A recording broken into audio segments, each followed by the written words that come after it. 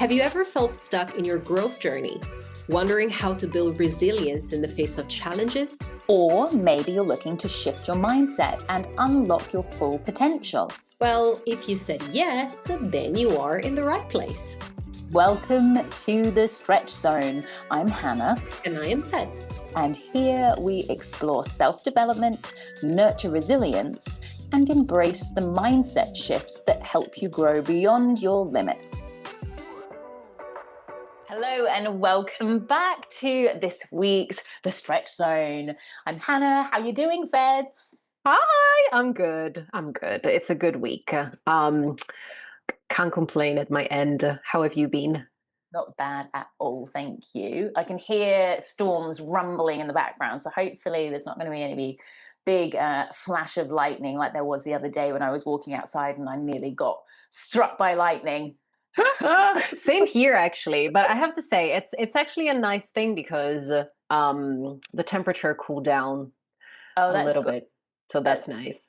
That's nice. That doesn't even seem to work here in Atlanta.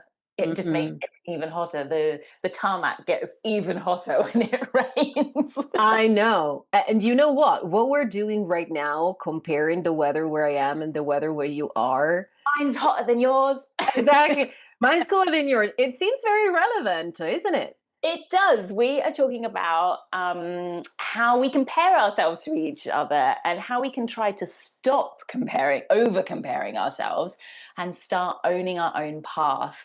Well, we were just having a little natter before we pressed record, and I think every single person I know has an element of this in their personality, this comparison, right? We are totally hardwired for this. Yeah. So let's go straight there. Have you ever opened your Instagram, or that's showing my age apparently, opened your TikTok? Facebook. Let's go even older.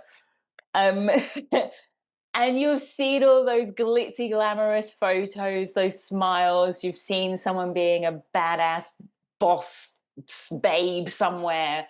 And you have started to think, oh, look how successful they are. Oh, look how brilliant and better their life is. And that comparison monkey starts to nag away at the back of your brain. Comparison is known to be the thief of joy. And I have to say, yeah, at times it really can be.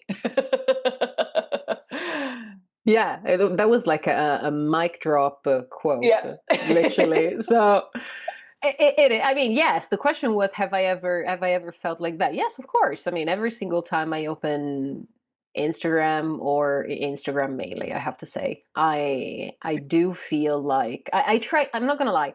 I've learned to follow the right people. When I start feeling bad, but we're going to talk a little bit about number one this already. later. Just put that out there. That's a really good trail of thought that you've just popped in there, Feds. Okay, tell me more. Yeah, so it's we are fascinated by all of these influencers, or I found out that they are called KOL in Asia. Had no idea. Do we know what it's like a key opinion leader. Key opinion leader. Okay. Yeah. Okay, yep.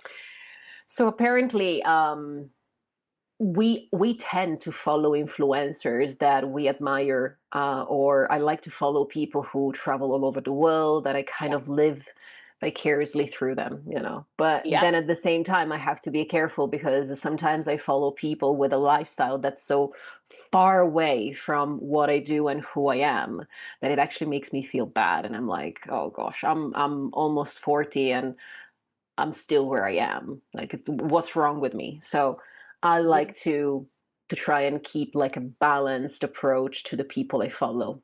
Out of like one person who has a very extravagant lifestyle, I tend to follow 10 people who they're just similar to me, you know, like maybe they're just funny comedians, or, you know, no one that can make me feel bad about myself.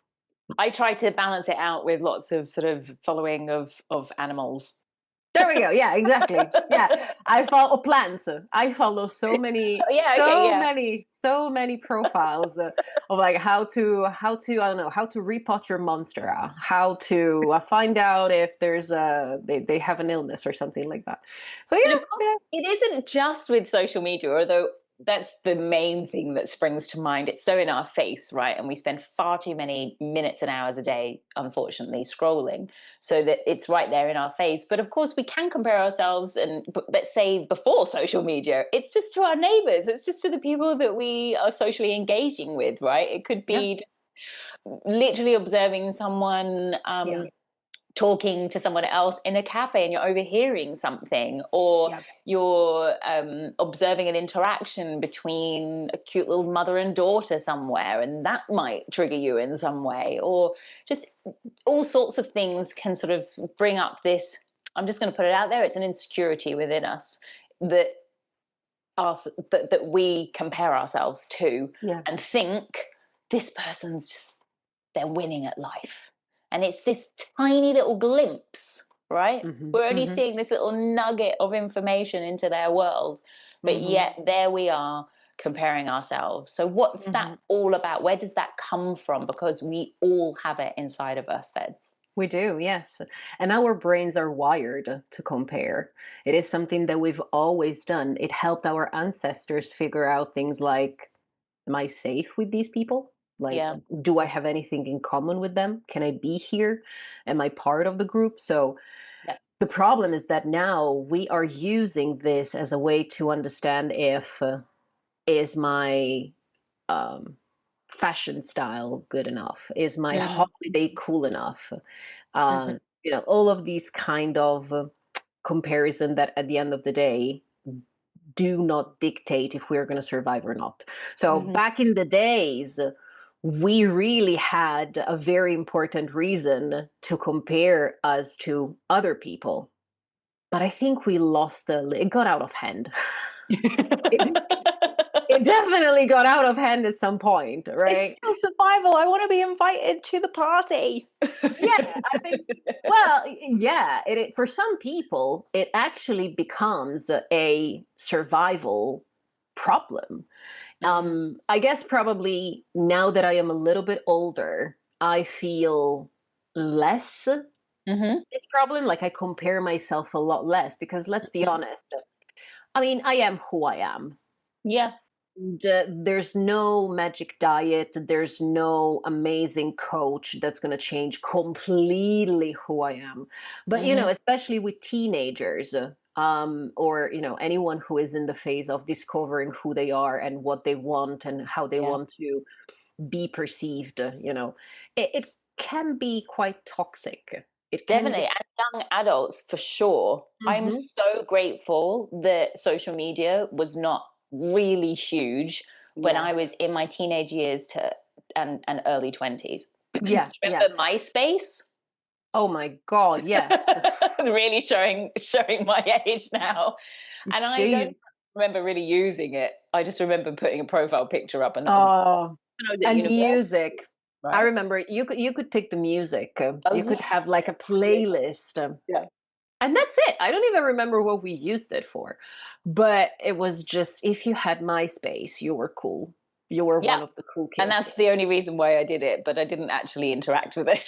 Exactly. And then the more friends you had, the Yeah. cooler you were. And sometimes there were just like people who I had no idea who they were. And I'm like, well, this was a little bit of a waste of time. But then the same thing happened with Facebook, really. Yeah. When Facebook We're just poking each other. That was the yeah, point of oh my gosh. Facebook. Yeah, yeah, yeah. It was just so if I think about it now, I'm like, I It was really just a had a game. lot of time to waste. Yeah, now I don't have that time to waste. But, sometimes, well, comparison can be inspiring if it's done in the right way. Mm, So there are different ways we can compare ourselves to others. We can have an upward comparison or a downward comparison. So mm, when we have an upward comparison, we're actually comparing ourselves to someone who is better than us. And so, in that case, it could become inspiring, especially if we are comparing ourselves to someone who is supporting and by nature inspirational, right? There are many role models out there, and it's definitely a positive thing if you follow people who encourage you, who support you, who make you feel that you can speak up.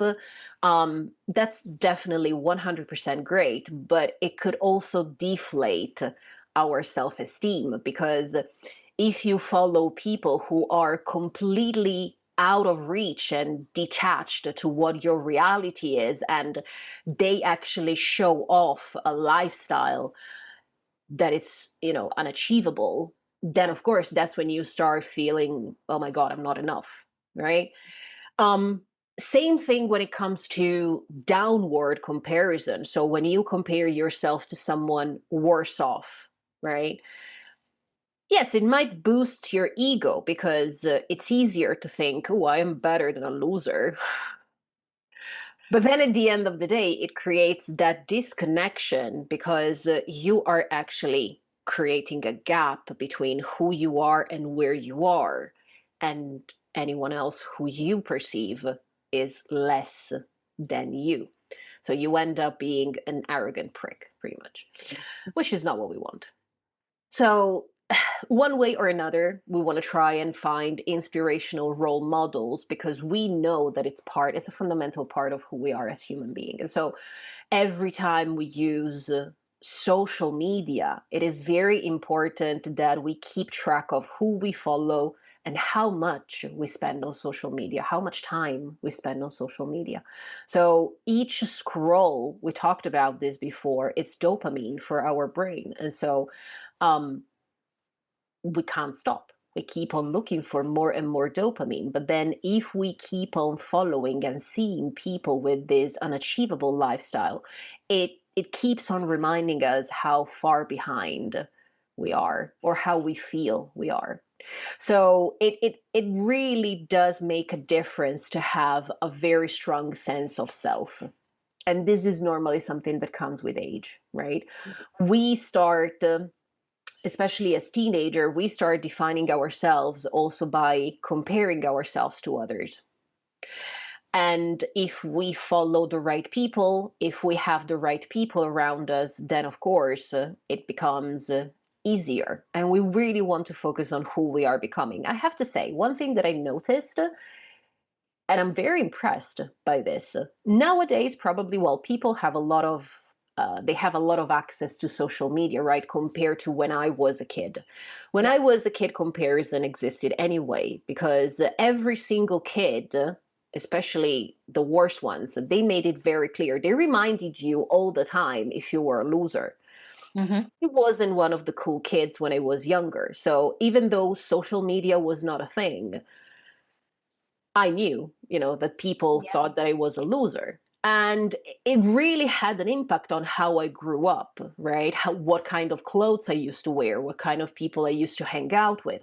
And I noticed that young kids nowadays, I was talking to a friend the other day, and I was like, especially girls, Hmm. they wear whatever they want. Like which is how it should be, right? It doesn't matter how your body is, if you're skinny, if you're not, like, you should be able to wear whatever you want. And I've seen a lot of young girls in my town Hmm. not giving two figs about what people think, right?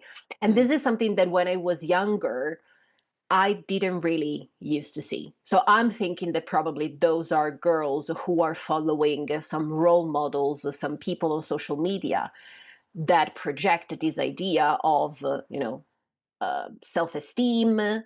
You can do whatever you want. You can wear whatever you want. Don't let people judge you. Don't let people, telling you what you have to do, what you can or you can't do, which I think is great. But then there's also the negative side, because not every person is able to pick and choose. So sometimes we can feel overwhelmed. Yeah, that's really interesting that you've noticed that. Okay. So what about you? What is your experience with social media, and how is it going for you? I mean, it's just a few things that you were talking about that sort of sprung to mind.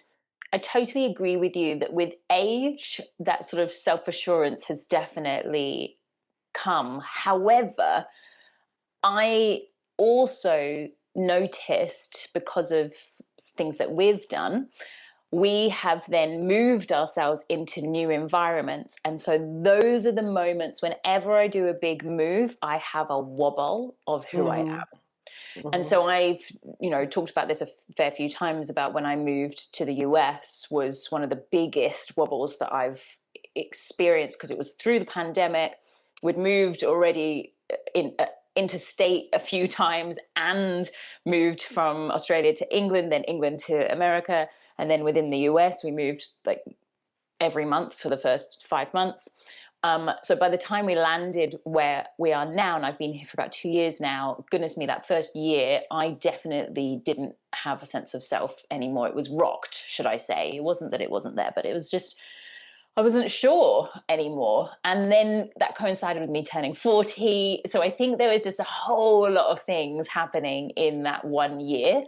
So I would say that that was a big dip. And I just want to normalize that, sometimes big events happen that can also then sort of change our perspective. Then we're comparing ourselves in totally new ways that we've never compared ourselves before. And that definitely happened to me. But on the whole, I agree that with age has, I am more assured in who I am. And one of my sayings to my husband, when we think we've made a choice that other people might not choose, such as we're now living in Atlanta, or we're now living in England with my mum and dad, we're now living over here, or whatever. We haven't had children. These big, things. I will say to him, you know what? It's our life. Yeah. We can do what we want. And for me, that's this sort of little stab of reassurance that, you know what? This is what feels right for us. This is what feels right for me. Exactly. So this is kind of one of my sayings that I've always had in our relationship, and he loves it when I say it, and it makes him feel quite assured as well. Um, but it's a tough one in terms of social media. Just like anyone else, I struggle, and I have to go through phases of switching it off. Basically, Mhm. like, right, that's it. I'm going cold turkey for a while. I'm not going to use Mhm. social media. Um, because it can definitely drive that anxiety of Yeah. comparison. And that's what the anxiety usually is. It's that comparison of, goodness me, everyone else is living their best life, and apparently I'm we're not. fine. What am I doing wrong? Yeah. Yeah, exactly. So I've had to definitely put measures in over time.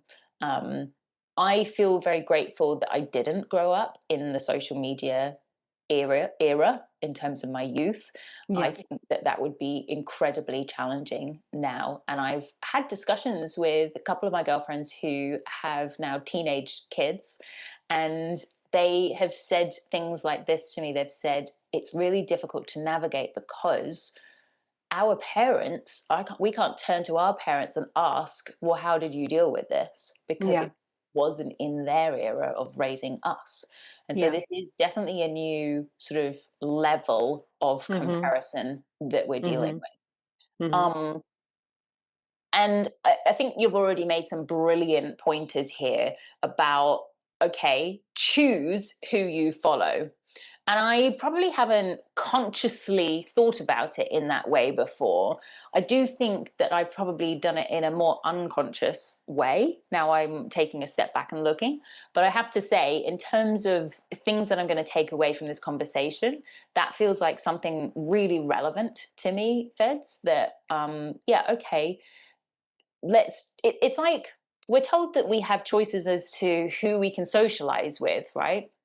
Or who you put yourself in front of.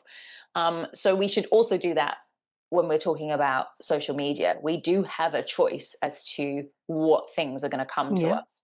Sometimes very Yeah. challenging when the Mhm. algorithm, you pause for 1 second on something too long, and then suddenly boom, boom, boom, boom, boom, you're just getting it over Yeah. and over. I was looking at trying to buy a new desk the other day, and now everything on my social media is about buying a new desk. Furniture.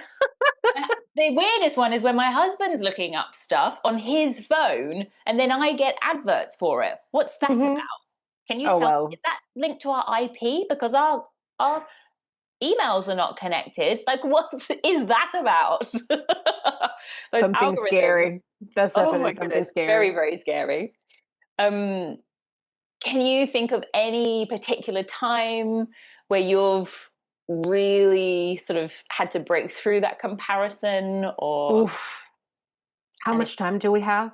yeah, no, don't worry. I We can mean, move on. I can tell you though that one thing I've noticed in different moments of my life, I compared myself to other people for different reasons. Like Sure. when I Yeah. was younger, there was more the idea of do I have the right body type? Am I Mm-hmm. pretty enough? Am I cool enough? Mm-hmm. Am I fashionable enough? Like there was a lot of appearance going on. Okay. And I don't know if it's because I'm from the 90s. Well, from the 80s technically, but like I was a teenager in the 90s, so I don't know, but I don't think so. I think people nowadays have exactly the same issues. But now that I'm older, it's a different kind of comparison. I'm thinking, oh, look at that entrepreneur, look at that business owner. They have such clear ideas over what Yeah. they're doing, and I Yeah. don't. Or look at that person showing up on social media confidently speaking about what they think, and they don't worry about what other people say. So I still do it. It's not that I don't do it anymore, but now it's a different kind of comparison. I Yeah. compare the way I do business, the way I manage my business, the Yeah. way I think about strategy, or Yeah. just simply also what kind of person I am. So it's more of an inside Yeah. inner comparison, I right? really relate to what you're saying. Yeah, that's so and, similar. and you know what? Like something that I've come to realize in the last few weeks is that whenever I whenever I'm too worried of what other people think or say about me online to promote my business, it is actually, well, of course, it is counterproductive for my business, but it makes me behave in a way that's not me. Mm. So, and it's actually something that I'm trying to work on. You know, whenever it comes to how I show up in my business, how I show up on social media, I have to stop comparing myself to someone who's been in the business for 10, 15, 20 years, and maybe they have a team of social media manager and marketing manager and sales manager and graphic designer, video editor. Like they are in a different place. I'm trying to zoom out and see things from a different perspective. I can't compare my journey to what someone else is doing because it's just not going to Absolutely. work. And what you've just said there is really what we help within our coaching sessions. So I think it's very challenging for an individual to do that Oh alone. You yeah, have to be really practiced at it. And really, it's only now that we're having this conversation, right? yeah. That we're like, oh, okay, yeah, yeah, yeah. Remember, this is just a tiny aspect that we're seeing of what we think they're achieving, which is so much greater than what we're achieving. Yeah. When we do sit, pause, and have room to sort of converse about it, then we can start to sit back and zoom out and go, oh, actually, okay, so they've had this many years. When you actually really research that person, usually they've been at this same business for 10 years already. Yeah. They've had some other experience, and they will tell you it has been so incredibly hard to get to, Mhm. and the only reason I'm at this point is because I didn't give up, and I've tried this and I've tried that and I failed at this and I failed at that. And remember, we talked about failures last time. It isn't Yeah. failing in the sense that you can't come back from failure. We're talking about failure as a way to learn and grow. Mhm. Yeah, that's definitely something where coaching can be incredibly eye-opening and Yeah. confounding. I actually started looking at my business and myself differently when I Mhm. started studying to become a coach. Yep. Because before, you just simply do not have, I mean, very few people have the ability to see beyond the Hmm. surface, you know? Hmm. Or, for example, the idea that, and this is still challenging, but at least now I am aware. that it happens. Whenever I see success in someone else, it's very easy to feel threatened. And so Yes. whenever I see someone who does something similar to what I Mhm. do, and they Mhm. are very successful, inevitably there's a part of me that thinks, why am I even doing this? If Mhm. there is already someone else doing it, why Mhm. should I do it? But then I also start thinking, well, there are 10 gazillion bands out there doing music. They're all Exactly. different, right? So I try to look at what other coaches, teachers do more as an inspiration and a proof Yeah. that it can be possible. There's room for you too. Exactly. Yeah. And it actually helps because it automatically it forces me to stop comparing myself to others, because what I do, it's not what you do, it's not what someone else is. Like it's just a trying to see things from a different perspective. That's And such a great example about the band. I really appreciate that in terms of, you know what, there's music for everyone. Everyone's going to have a slightly different take on it. I mean, obviously, there's lots of different genres, but um, yeah. I really appreciate that. And that was a great visual. If we were to Yeah. sum up some of the sort of main things that have come out of our discussion today, Hmm. what would we sum up here? For me, I think that was really profound was let's choose what we are consuming. And that Hmm. one is going to be a practice that you Hmm. almost need to schedule in on a Yeah. daily Yeah. basis.